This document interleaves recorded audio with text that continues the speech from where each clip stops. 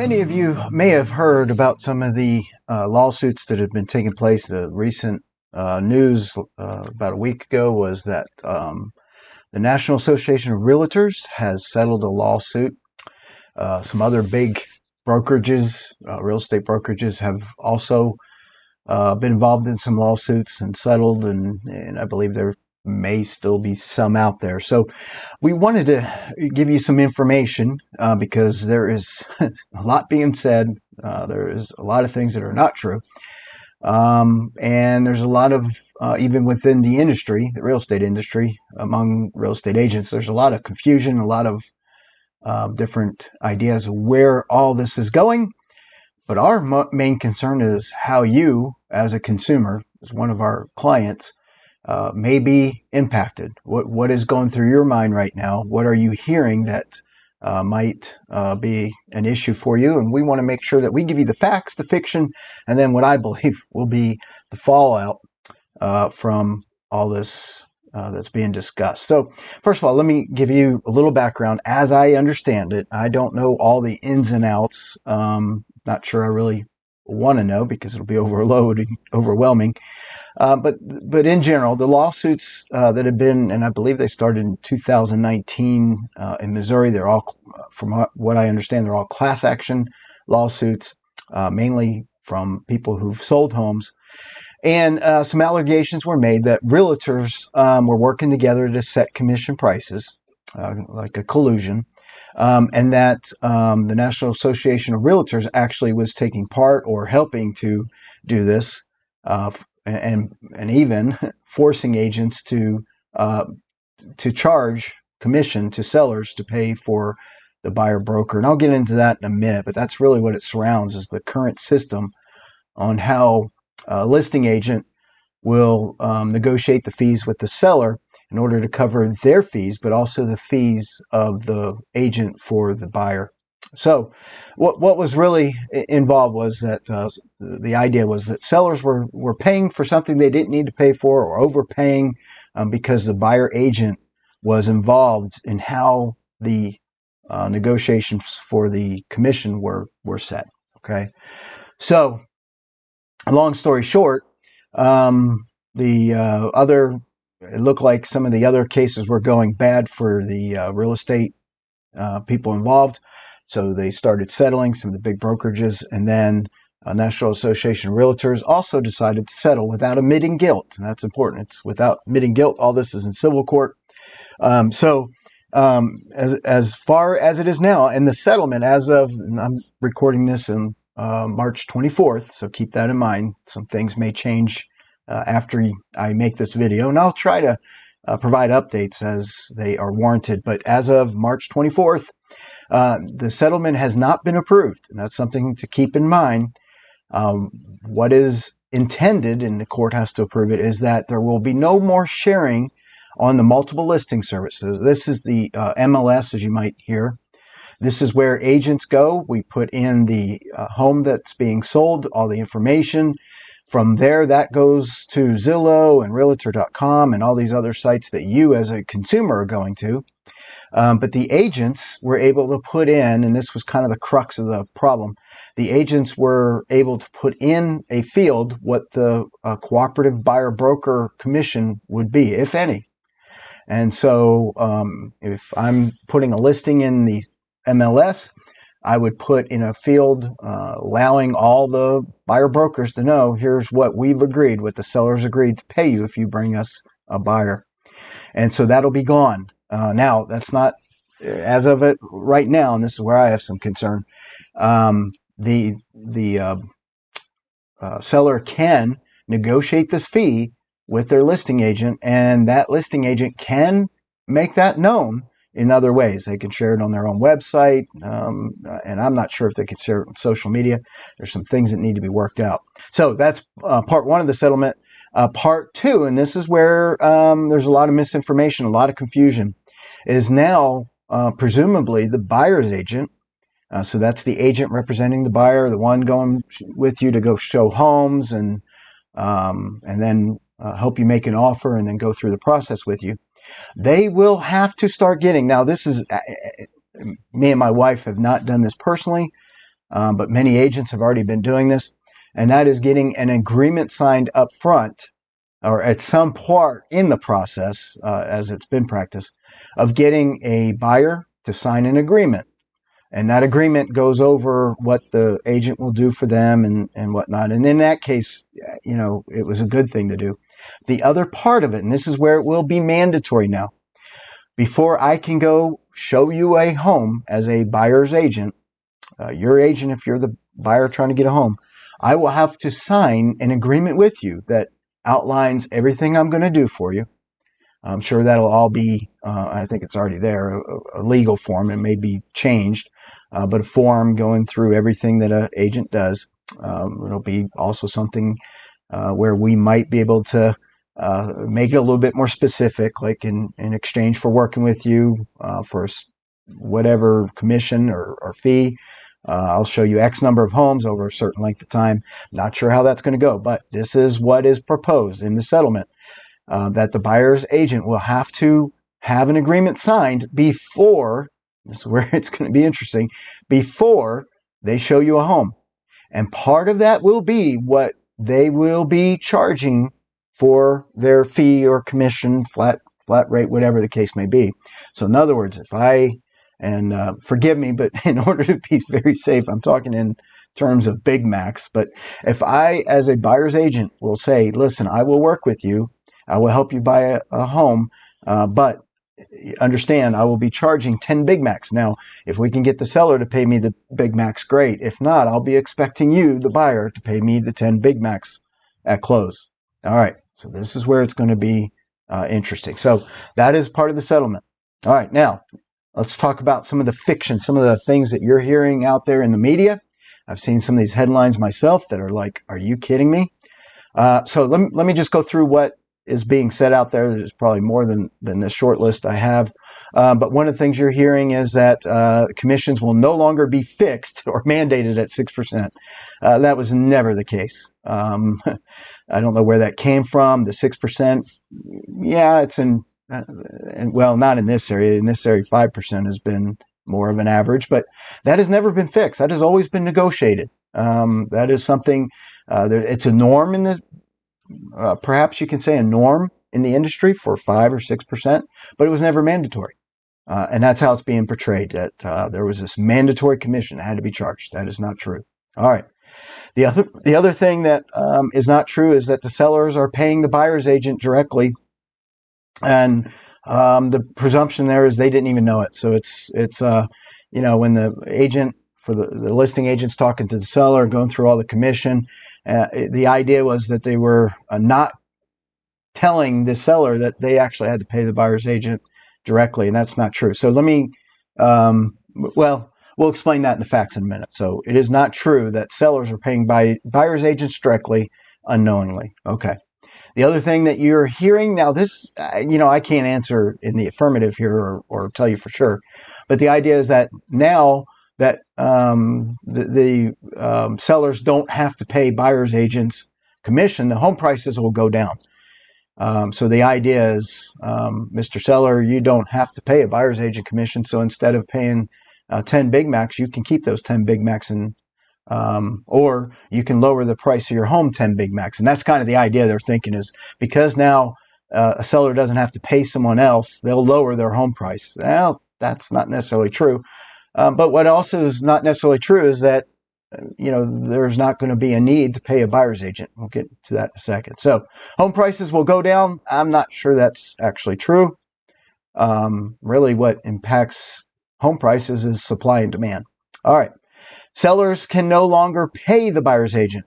So you're hearing that. So in other words, it's not only do you not have to, but you can't. And that's not true either, especially if you look at it from the fact that they've never been paying them directly. It's always been indirect. So here is now the facts. Okay. Commission has always been negotiable.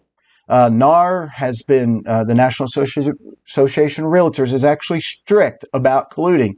This is one reason I'm talking in terms of Big Macs, because in theory, if I actually state a certain thing as I'm talking, even though it's hypothetical, it could be viewed as me trying to collude with my other agents. So they are very strict. Let me tell you, You look at some of the Facebook real estate groups that I belong in.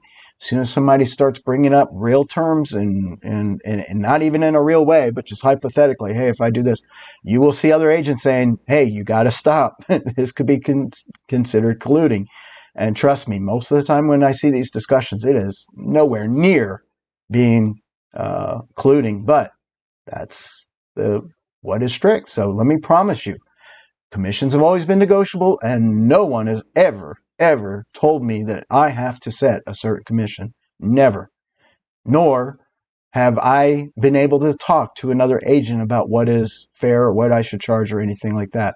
It is always between me and my clients what that commission is. And it's always negotiable. All right. Now, this is somewhat of a matter of semantics, and this is what I was mentioning before. So let me give you a little history why we have the system as it is now. In years past, basically the listing agent, there was only listing agents. There was no such thing as a buyer's agent. So when a listing came out, anybody interested in that would contact the listing agent, and then the listing agent would help that person. They would not, how do I put this? They would not represent that person, but they would help that person buy the home because they were trying to work for their seller. Now, that meant they were doing a lot of work. So they were charging, their fees were based on all that work they had to do. All right, well, some lawsuits started coming out and buyers started going, well, wait a minute, why can I not have representation while the seller does? Why is there not anybody in this process that is protecting me? And that is very good. And you need to keep that in mind going forward. This idea that you do not need a buyer's agent, you don't need an agent to buy a home. Well, true. Legally, you don't need an agent to buy a home. But I'm going to be putting out some other videos on why you want to have an agent in your corner when you're going to buy a home. One of the biggest purchases you can ever have. Why is it you want an agent on your side? All right, so at any rate, the system started to change, reflecting the fact that buyers should have an agent on their side. Now, the thing is that buyers often don't have the money to pay an agent. So while the listing agent was getting the fees from the sale of the house, there was that fund there because the house itself, unless it couldn't sell for more than what the person owed, but in theory, when people were selling their house, they were selling it and making a profit. From that profit, they were able easily to pay an agent to help them sell their house. All right, well, buyers don't necessarily have that luxury because they already have some fees. They have the down payment, they have the loan fees, they have to pay for the inspection, the appraisal, some other things that are up front. So in order to help them, this system came about where the listing agent said, all right, now, I was charging a certain amount, but that was when I was having to do all this work on both sides. Well, now that there's buyer agents coming along, they're going to represent the buyer. They're going to take a load off me. They're going to be showing the home. They're going to be doing all the paperwork, or they're going to be helping with the lender and making sure with the inspection and all that. So that is a big load off my back. So what I will do, Mr. Seller, is instead of taking all this fee for myself, now I recognize since there is another agent, how about I share now some of the proceeds with that buyer's agent, because the buyer isn't going to be able to, most of the time, help. So the seller said, okay, yeah, I don't care. I'm paying the same basically. And I want to sell my house. So here's how the system is as it is now. When a seller is selling their home, they work with their listing agent. The listing agent says, look, I'm going to charge you 10 hamburgers, but I want you to understand, Mr. Seller, that I am making an agreement with any agent that comes, and I'm going to give them 5 hamburgers, and I'm going to keep 5 hamburgers. The idea as it stands now is that the seller is not, the truth is the seller is not paying the buyer's agent directly. That actually is coming from the proceeds the seller is paying the listing agent. The listing agent then, or their broker, is actually through all the brokerages. It's not through the agent themselves, technically, unless they are their own broker. But it is going through the brokerage. So I work for Herd Realty. So when a client makes a contract with me, they're actually paying Herd Realty. Herd Realty then pays me. It is the same on the other side. If the agent comes from, let's say, Keller Williams, my broker then pays Keller Williams, and then Keller Williams then pays the agent that was involved. That's how it works. So the seller is not paying directly. They are paying the listing agent. The listing agent has made it known to the seller, because it's in the contract, that, hey, we're going to pay the brokerage for whoever agent comes and brings us the buyer, so that we know they're represented. It'll make the process much better, and it takes a lot of load off my back, and allows me, by the way, to fully invest myself in you and protecting your interest and rights as a seller. All right, that's how the system works, okay? And why we're here where we're here. So sellers now were able to make sure that the price of their home reflected what they had to pay in fees. So if Mr. Seller thought their home was worth $200,000, and out of that $200,000 they had to pay 10 Big Macs, what they would say is, okay, I want to sell my home for $200,000, 12 Big Macs. Okay, or 10 Big Macs, whatever I said. So, in other words, they would raise the price of their home to reflect the fees they had to pay. Hey, this is capitalism. This happens every day, everywhere you go. When you go buy a soda from the convenience store, that soda, the convenience store may have had to pay $1, but what are they going to do? They're going to charge $1, well, $2 and something, because they need to pay, for the store itself. They need to pay for their employees. They need to pay for insurance, a lot of different things. So they factor that in when they price their products. Okay, same deal here. But at any rate, here is what I think the fallout will be. All right. Sellers, because of what they're hearing, are going to probably start pushing back more on paying for a buyer's agent. So whoever the listing agent will have to have that conversation with the seller. Now, it could be that what's going to happen is that the seller is going to say, look, I'm going to pay you, but I'm not paying any agent. And then the seller or the listing agent will probably have to then explain to the seller that, okay, that's fine. But understand, when you get an offer, probably the offer is going to be for you to pay some of the buyer agent's representation. All right. Now, if the buyer can pay for their agent, then it makes it nice and clean and doesn't matter. But in those cases, the majority of the cases where that can't be, then me as an agent, if I'm a buyer's agent, now remember, I've already had to disclose to you what I'm going to be charging. And so what I'll be doing is, if you make an offer, and we already do this with closing costs. So if you need some of your closing costs paid by the buyer or by the seller at closing, we always make sure you understand that impacts the bottom line, or the net that the seller gets. So if the home is on sale for $100,000 and you need $2,000 in closing costs paid, if you really want to give them what they're asking for, you're going to have to give them $102,000.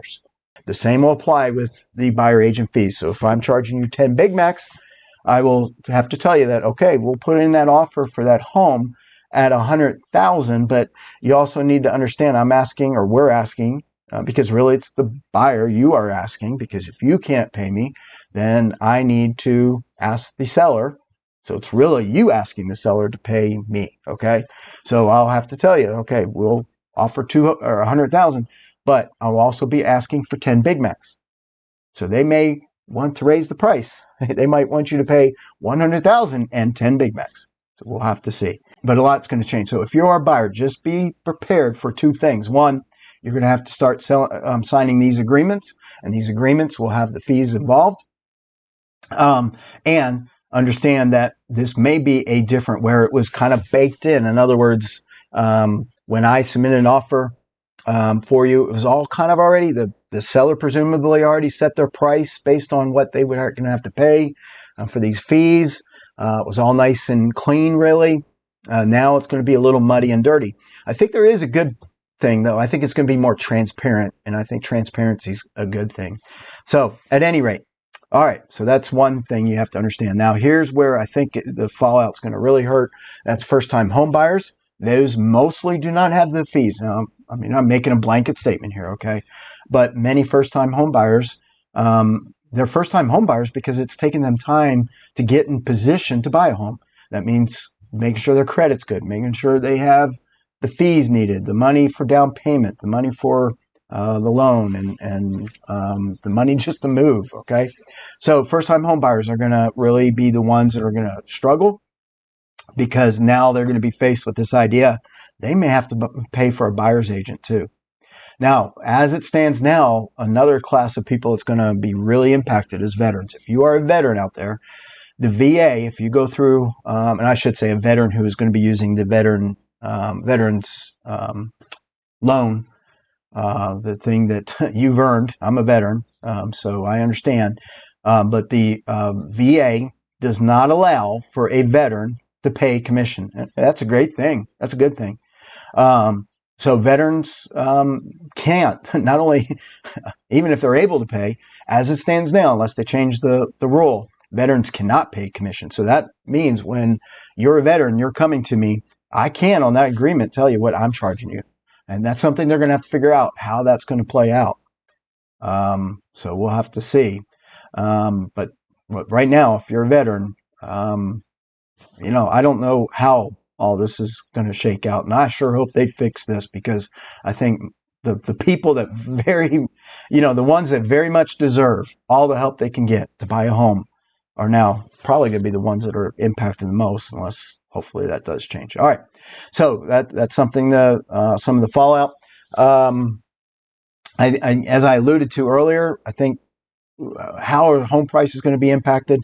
I just don't think they're going to lower. Now, commissions may lower. I do think, because of the transparency, some of the fees that agents are getting probably will lower, especially if with the buyers now involved. Because really, ultimately, when you buy a home, it's kind of a mixed thing. It's not like the seller's actually paying the commission for your agent. It's reflected in the cost of the home. Just like when you go to a convenience store, you're paying more for a bottle, a little bottle of Mountain Dew, because the store has all that overhead. It's the same thing here. So please understand that just because commissions may be cut out, and a person doesn't use an agent, or the fees go down, or however it looks at it, well, the seller may still charge just as much to make more profit. So just because there's not an agent, in other words, even if they know, hey, I don't have to pay $5,000 to somebody, but I know I can get $5,000 more for my home, they may still charge that. So I don't know, but I would not say it will be a definite. Supply and demand always has more impact on that. Now, here's one thing to keep in mind. Yes, it may be good if commissions lower, but on the other hand, it may not be good. And that is because if the commissions go lower, well, I think that's going to translate to lower quality representation. You get what you pay for. I think there's going to be a point, if the commissions go down too far, well, a lot of the good people in this industry, we're going to see, wait a minute, I am worth more than this. I'm going to go to another industry where my worth is there. I'm going to get what I'm worth. That's capitalism. It happens all the time. An employee at one store may be very happy at that store, but feels like, I'm worth more. I believe I am getting paid as a salesman when I could get paid as a manager. And they go apply in another store, and that store says, hey, you make a great manager for us. We're going to come in, we're going to pay you more what you're worth. It happens all the time. So in this case, we're talking industry. So if the commissions go down too low, a lot of good people are going to leave, and who's going to fill that void? Okay. So just keep that in mind. So we'll see how that goes. And again, I think the other fallout is we're going to see a new model, I believe, I hope. I have some ideas myself. And there's some new models for how this is all going to take place. And this has happened in the past. It's happened a couple other times where something like this has caused the industry to have to change the way they do business. And it may happen this time too. So we'll see. And it could be good, bad, could be mixed. We'll have to see. But I know this has been a rather lengthy video. I'm going to be doing some future videos that'll break this down a little bit more, get a little bit more specific in certain areas, helping you understand not just what's going on, but why it is that you need a real estate agent. What will a real estate agent do for you? What should a good real estate agent do for you? Real good Real Estate Pro. So if you have any questions, if there's anything that's on your mind, you've heard something you're not sure about, want to kind of get some clarification, what we want to have you understand is we want you to talk to us directly. This is a general video. The best thing is to find out specifically from you how this is going to impact you and your needs. That's what we want to do. We're always here for you. We thank you and appreciate you. Look forward to talking to you soon. Take care.